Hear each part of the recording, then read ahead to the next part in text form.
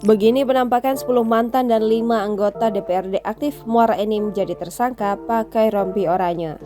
Kasus dugaan suap terkait pengadaan barang dan jasa di Dinas PUPR serta pengesahan APBD Kabupaten Muara Enim tahun 2019 kini memasuki babak baru.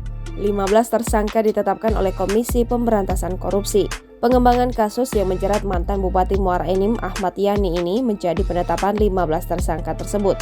Identitas para tersangka terdiri dari 5 anggota DPRD Muara Enim periode 2019-2023 yaitu Agus Firmansyah, Ahmad Fauzi, Mardalena, Samudra Klana, dan Vera Erika. Kemudian 10 anggota DPRD Muara Enim periode 2014-2019 yakni Daraini, Eksa Haryawan, Ellison, Faizal Anwar, Hendli, Misran, Cik Melan, Irul, Umam Pajri, dan William Husin.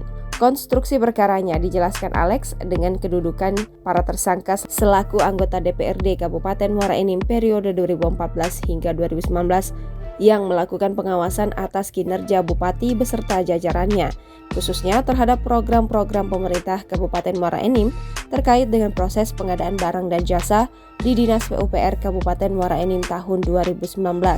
Ahmad Yani kemudian memerintahkan Elvin MZ Mukhtar untuk aktif mengakomodir keinginan Robi Oktavalevi dengan kesepakatan adanya pemberian komitmen fee sebesar 10% dari nilai net proyek untuk berbagai pihak yang ada di Pemkab Muara Enim dan para tersangka.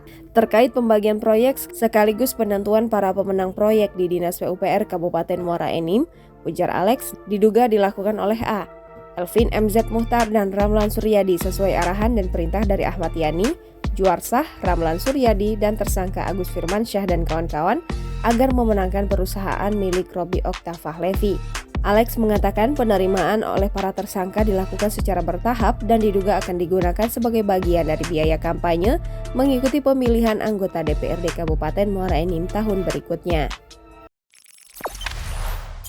Jangan lupa subscribe, share, komen, dan like ya!